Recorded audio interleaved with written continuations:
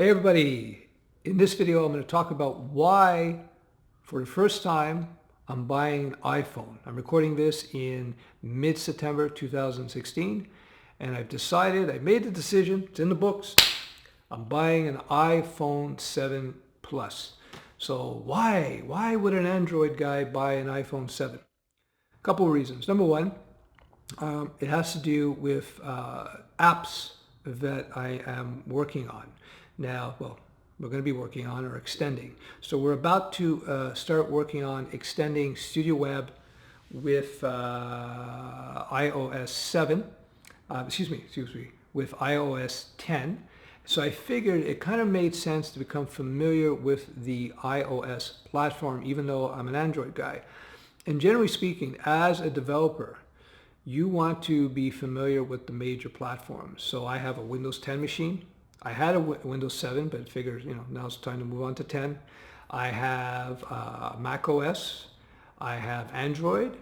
I do have an old iPad 2, but really it's unusable. It's too slow now. So I figure I might as well get an iOS phone, basically an iPhone, so I can become familiar with the platform.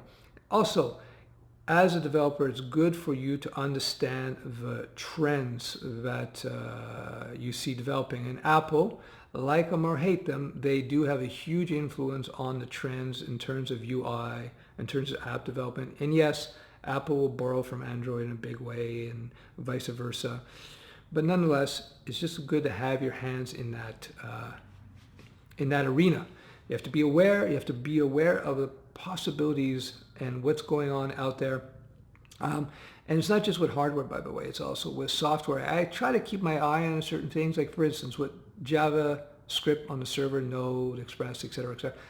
I haven't written anything. I just, I did the equivalent of the Hello World with Node, and that's about it. I just wanted to peek around, talk to some people who wrote some Node, just so I'm aware of that as a possibility. Because of my background as a developer, I don't need to go in there and become a Node guy because I have no intentions of using Node. But now I know that it's there.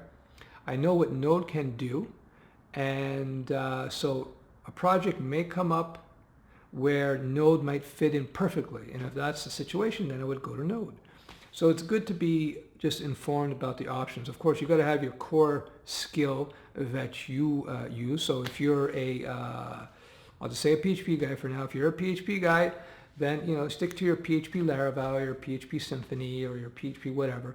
But you should always keep an eye on what's going on the other side of the tracks, so you're just in touch with everything. You never know when it will come in handy, and it might give you a good idea for your own development in PHP. If you're a PHP guy, or if you're a Java guy, you might want to check out what the C# guys are doing, etc., etc., etc.